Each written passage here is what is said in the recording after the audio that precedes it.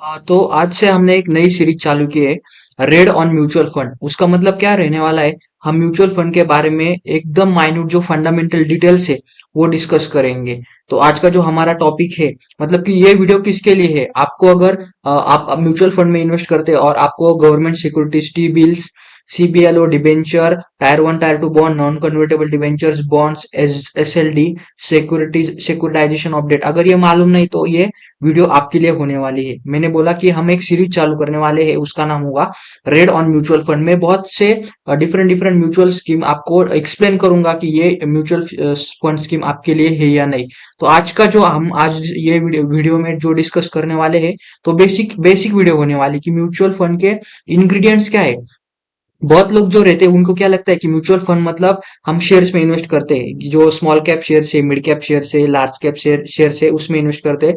पर ऐसा नहीं होता, हमें ये मालूम ही नहीं कि हम इन्वेस्ट किस में कर रहे हैं। मोस्टली यूट्यूब पे मैंने देखा है कि वो हमें ऐसा बोलते हैं कि आप शेयर्स में इन्वेस्ट कर रहे हो, तो शेयर्स का जो क्रेडिट रेटिंग रहती है तो उसके बारे में वो डिस्कस करते हैं, पर ऐसा नहीं है। म्यूचुअल फंड है वो बहुत जगह इन्वेस्ट करते हैं। तो मैं आपका आज का जो बेसिक टॉपिक होने वाला है कि जैसे खाना बनाते वक्त हम जो जो इंग्रेडिएंट उसमें डालते हैं, वैसे ही म्यूचुअल फंड में इंग्रेडिएंट्स होते हैं डिफरेंट डिफरेंट टाइप के, और हम आज डिस्कस करने वाले। तो जो डेट म्यूचुअल फंड होते हैं, मतलब जो सबसे सेफेस्ट म्यूचुअल फंड रहते हैं वो डेट डेट का मतलब क्या है, जिसमें लोन का प्रोपोर्शन सबसे ज्यादा होता है। सेफेस्ट सेफ क्या रहता है, हम एफडी क्यों करते हैं, तो वो एफडी सेफ रहता है, बैंक ज्यादातर डूबता नहीं है। वैसे ही म्यूचुअल फंड में, जिस म्यूचुअल फंड में डेट ज्यादा रहता है, डेट म्यूचुअल फंड वो सेफ रहता है। उसके बाद में लार्ज कैप रहते हैं, उसके बाद में मिड कैप, और उसके बाद में जो रिस्की रहते हैं वो स्मॉल कैप रहते हैं। तो आज का जो है हम डिस्कस करने वाले कि म्यूचुअल फंड में क्या क्या रहता है। ये सब अगर आपको गवर्नमेंट सिक्योरिटीज मालूम नहीं है, टी बिल्स मालूम नहीं है, सीबीएलओ, ये बहुत इंपॉर्टेंट है। इसमें 40% तो इन्वेस्टमेंट गवर्नमेंट सिक्योरिटीज में रहती है, 10-12% CBLO debentures, non convertible debentures, tier one tier two bonds, SLD, securitisation of debt. ये वीडियो थोड़ी लंबी होने वाली है क्योंकि मैं आपको ये सब एक्सप्लेन करता हूँ प्रॉपरली। आपको अगर टाइम नहीं है तो वीडियो डाउनलोड कर लेना, सेव कर लेना और बाद में देखना। और ये घाई घाई में देखने वाली वीडियो बिल्कुल नहीं है, ये शांत दिमाग से आपको अगर प्रॉपर इन्वेस्ट करना है, म्यूचुअल फंड समझना है, तो आपको ये वीडियो प्रॉपर देखना चाहिए। और मैं ये सीरीज आगे कंटिन्यू करने वाला हूँ। तो स्टार्ट करते हैं। मेरा नाम है सुशांत और हम आज देखने वाले हैं इंग्रेडिएंट्स ऑफ म्यूचुअल फंड। तो जो गवर्नमेंट सिक्योरिटीज रहती है, मतलब क्या रहता है, आरबीआई। आरबीआई हमारे हमारे देश को जो इकोनॉमी है वो चलाने के लिए उनको पैसे लगते हैं, गवर्नमेंट को पैसे लगते हैं सब इकोनॉमिक सिस्टम चलाने के लिए। तो उसके टाइम आरबीआई क्या करती है, जो बड़े बड़े इंस्टीट्यूशंस रहती है वो आरबीआई को लोन दे सकते हैं, मतलब क्या, ट्रेजरी बिल्स इशू करती है। तो ये म्यूचुअल फंड हो गए, इंश्योरेंस हो गए, बड़े बड़े कॉरपोरेशन हो गए, ये आरबीआई के जो ट्रेजरी बिल्स है उसमें इन्वेस्ट करते हैं, मतलब वो आरबीआई को लोन देते हैं। सिंपल लेमैन लैंग्वेज में बता रहा हूँ, आरबीआई को जो लोन देते हैं उसे टी बिल्स कहते हैं। जो लोन 1 ईयर के पीरियड, 1 डे या 1 ईयर के पीरियड में जो रहते हैं उसे टी बिल्स कहते हैं। और जो लोन्स हम आरबीआई को देते हैं, आरबीआई हमें उस पर इंटरेस्ट देता है 5%, 6%, उसे हम बोलते हैं गवर्नमेंट बॉन्ड। जो 1 ईयर से ज्यादा का जो लोन रहता है उसे गवर्नमेंट बॉन्ड, और जो 1 ईयर के छोटा लोन जो रहता है जो आरबीआई को हम देते हैं, हम मतलब कौन, बड़े बड़े इंस्टीट्यूशन देते हैं, म्यूचुअल फंड, इंश्योरेंस कंपनीज को, जो बड़े बड़े कॉर्पोरेट हाउसेस रहते हैं, इन्वेस्टमेंट हाउसेस रहते हैं वो। तो समझ में आया गवर्नमेंट सिक्योरिटी। सीबीएलओ मतलब क्या, कोलेटरलाइज बोरोविंग एंड लेंडिंग ऑब्लिगेशन। ये बहुत इंपॉर्टेंट है और ये सिंपल है। अगर मैंने आरबीआई को पैसे दिए, मतलब आरबीआई को पैसे दिए और मुझे टी बिल्स मिला, तो मेरे पास के जो पैसे खत्म हो गए ना, अगर मैंने आरबीआई से ट्रेजरी बिल्स लिए और मैंने उनको पैसे दिए तो मेरे पास पैसे नहीं रहे।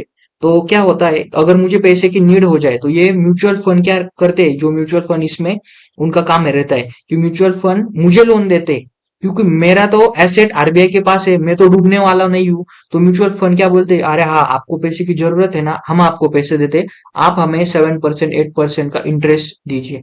तो पहली इन्वेस्टमेंट किधर रहती है म्यूचुअल फंड की, गवर्नमेंट सिक्योरिटीज में। दूसरी सीबीएलओ, ये ऐसा ऑन द टेबल होता नहीं है ट्रांजेक्शन। जो clearing corporation of India limited है, ये कंपनी है क्लियरिंग कॉर्पोरेशन ऑफ इंडिया, जो स्टॉक मार्केट की ट्रेडिंग, फ्यूचर्स, ऑप्शन, ये सब क्लियरिंग कॉर्पोरेशन के थ्रू होता है। और ये सीबीएलओ की जो ट्रांजेक्शन है ये भी बहुत सिक्योर्ड और गवर्नमेंट के बैक रहते हैं, मतलब ये इसमें कुछ फ्रॉड हो नहीं सकता, ये बहुत सिक्योर्ड रहते हैं, इसलिए जो डेट में इन्वेस्टमेंट है होती है वो बहुत सिक्योर्ड रहती है, उसमें लॉस नहीं होता। डिवेंचर्स मतलब क्या, जो बड़े बड़े कंपनीज रहती है जैसे टीसीएस हो गई, रिलायंस हो गया, एयरटेल हो गया, और भी ज्यादा कंपनीज है बड़े बड़े, लार्सन एंड टूब्रो, उनके पास बहुत ह्यूज कैश रहता है। कैश का मतलब क्या, वो कैश प्रॉफिट रहता है, प्रॉफिट बहुत वो कमाते हैं। अगर उनको एक्सपांड करना हो तो क्या होता है, वो बैंक के पास इमीडिएटली जाते नहीं, क्योंकि बैंक उनको कोलेटरल बोलता है। कोलेटरल मतलब कुछ मॉर्गेज रखो, कुछ पेपर्स रखो, ऐसा वैसा। तो वो क्या करते हैं, म्यूचुअल फंड के पास जाते हैं, म्यूचुअल फंड के बोल बस पास जाते हैं, और क्या करते हैं वो, म्यूचुअल फंड को बोलते हैं कि हमको एक्सपांड करने के लिए 10,000 करोड़ चाहिए, 20,000 करोड़ चाहिए। तो म्यूचुअल फंड क्या करता है, क्रेडिट रेटिंग करता है, मतलब अच्छी तरह से देखता है कि इनका balance sheet, cash flow statement अच्छा है क्या। मैं डिवेंचर के बारे में बोल रहा हूँ। अच्छा है तो हमें ये लोन दे सकते हैं, ये लोन हमारे रिपे कर सकते हैं क्या, इंटरेस्ट हमारे रिपे कर सकते हैं क्या। इसके आधार पर मतलब म्यूचुअल फंड किसी कॉर्पोरेट में, मतलब रिलायंस हो गया, टीसीएस हो गया, बड़े बड़े कंपनी में इन्वेस्ट करते हैं लोन के थ्रू। इन्वेस्ट मतलब शेयर परचेस नहीं, लोन के थ्रू करते हैं, तो उसे डिबेंचर्स कहते हैं। और डिबेंचर्स का ये पार्ट रहता है, नॉन कन्वर्टेबल डिबेंचर्स और कन्वर्टेबल डिबेंचर्स, ये दो पार्ट रहते हैं। Tier one and tyre two bond, tier one and tyre two bond का मतलब क्या रहता है, बैंक बैंक हो गई, HDFC bank, ICICI bank, SBI, ये बड़े बड़े बैंक रहते हैं। अगर उनको खुद को एक्सपांड करना है, अगर एचडीएफसी को 400 300 ब्रांचेस नए नए खोलने, तो उनके इमीडिएट उनके पास पैसा होता नहीं है, बराबर, क्योंकि जगह लेनी होती है, कंस्ट्रक्शन करना होता है, नए नए एम्प्लॉय को सैलरी देनी होती है। तो म्यूचुअल फंड ये क्या करते हैं, जो बैंक रहती है ना, वो म्यूचुअल फंड के पास जाते हैं और उनसे लोन लेती है। तो म्यूचुअल फंड बैंक को भी लोन दे सकते हैं, पर ये बहुत रेगुलेटेड होती है। ये मैंने जो सब बोला ना, ये बहुत गवर्नमेंट रेगुलेटेड होते हैं, कि बैंक ऐसा नहीं कर सकते कि हमें 50,000 करोड़ दो, 60,000 करोड़ दो, ऐसा नहीं रहता है। इसके लिए बहुत क्राइटेरिया रहता है कि ये लिमिटेड ही अमाउंट ले सकते हो। क्यों लिमिटेड, कि आपको ये रिपे भी करना है, इसके लिए बहुत क्रेडिट रेटिंग होती है। इसलिए ये जो डेट सिक्योरिटीज है बहुत सेफ रहता है। मैंने पहला बताया, म्यूचुअल फंड गवर्नमेंट सिक्योरिटीज में इन्वेस्ट करते हैं, सीबीएलओ में इन्वेस्ट कर सकते हैं। मैंने, अगर किसी को ये समझ नहीं आता, ये वीडियो बार बार देखना, ये बहुत मतलब मैंने बहुत इस पर रिसर्च की है, बहुत टाइम मैंने निकाला है, नोट्स निकाले, और उसके बाद मैं आपको ये बता रहा हूँ। Non convertible debentures, debentures, tier one and tyre two bond. Bonds का मतलब क्या रहता है, जैसा डिबेंचर क्या होता है कि मैंने बताया कि रिलायंस को लोन देना, टाटा को लोन देना, वो डिबेंचर, उसके बदले में वो हमें कोलेटरल कुछ देता नहीं है अगर हम उनको लोन दे, पर अगर उसके बदले में वो हमें कोलेटरल अगर देंगे तो उसे बॉन्ड कहते हैं। तो डिबेंचर और बॉन्ड में यही फर्क रहता है। डिबेंचर हम जब इशू करते हैं, मतलब वो हमें इशू करते हैं डिबेंचर सर्टिफिकेट, और म्यूचुअल फंड फंड हम एज ए म्यूचुअल फंड हम उनको लोन देते हैं। तो डिबेंचर में कोलेटरल रहता नहीं है, बॉन्ड में कोलेटरल रहता है। एसएलडी ये बहुत इंपॉर्टेंट है। अब तक अभी आपको समझ में आया होगा कि ये यार इसमें भी हम इन्वेस्ट करते हैं म्यूचुअल फंड में।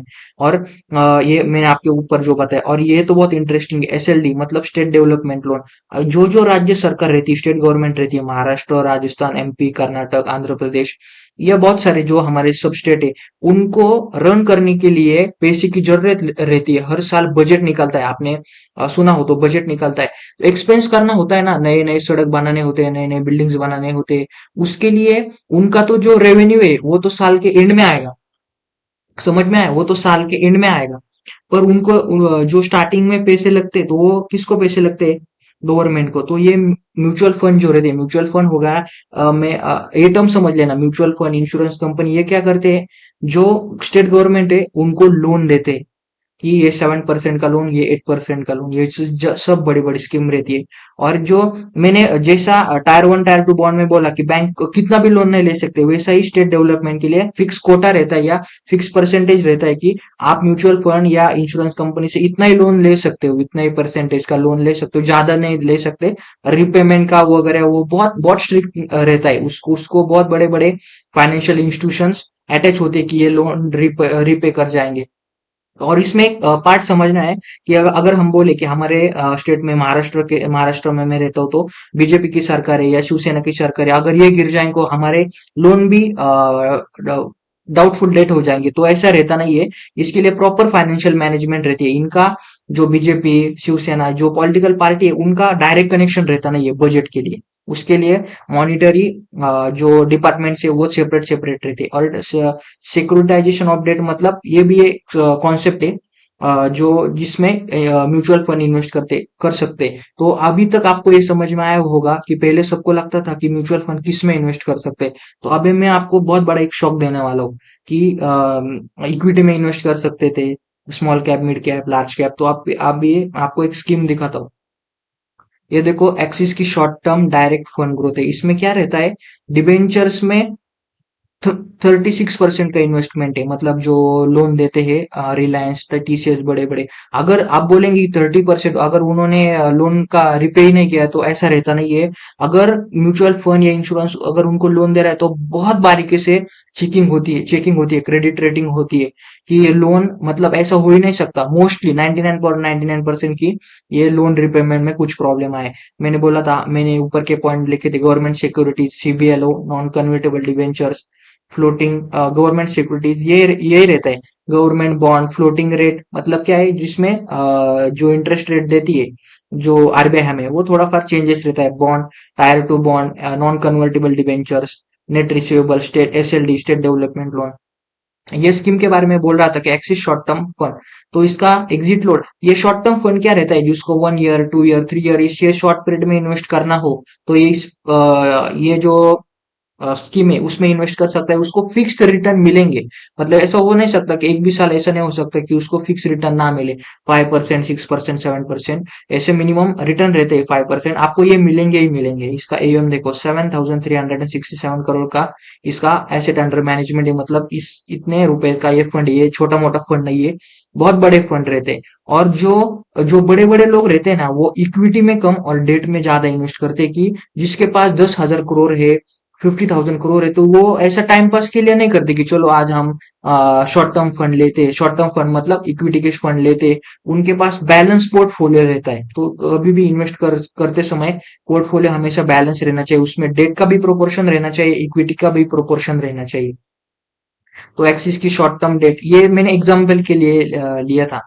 तो मैंने बोला कि अगर हम इन्वेस्ट कर रहे हो तो ये अच्छी इन्वेस्टमेंट अच्छी है या नहीं, रिलायंस में, टीसीएस में, एयरटेल में, एक्सवाइजेड कंपनी में। तो इसके लिए क्रेडिट क्वालिटी रहती है। मतलब ये सामने वाली जो कंपनी है, रिलायंस लोन रिपे करेगी या नहीं करेगी, इसके लिए बहुत बड़ी बड़ी ऑडिटिंग फर्म्स रहती है। वो उनका इतना मतलब चेकिंग करती है कि इनके पास सच में इतना पैसा है या नहीं। और हर 4 मंथ, 6 मंथ, 8 मंथ्स में उनको वो क्रेडिट रिपोर्टिंग देनी होती है, गवर्नमेंट को भी और म्यूचुअल फंड के हाउसेस में भी, कि आपका पैसा सेफ है और आपको 100% आपका आपका पैसा, आपके रिटर्न्स और आपका पैसा आपको मिल जाएगा। तो आज का जो मेरा टॉपिक है आपको समझ आया होगा। मैं आपको फिर से एक बार समझाता हूँ कि म्यूचुअल फंड के ये जो मैंने स्कीम बताई है, ये 100% डेट डेट में है। मतलब इसमें इक्विटी का प्रोपोर्शन नहीं है।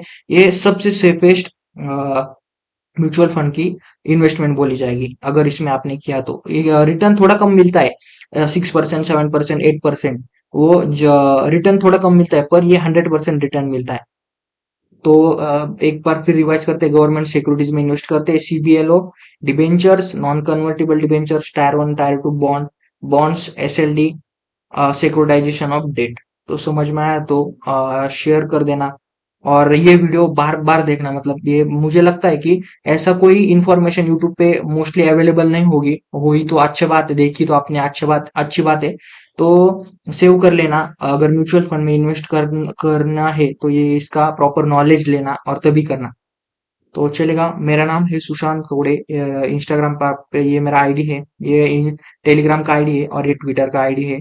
अच्छा लगा तो शेयर कर देना, लाइक कर देना और सब्सक्राइब कर देना। Thank you.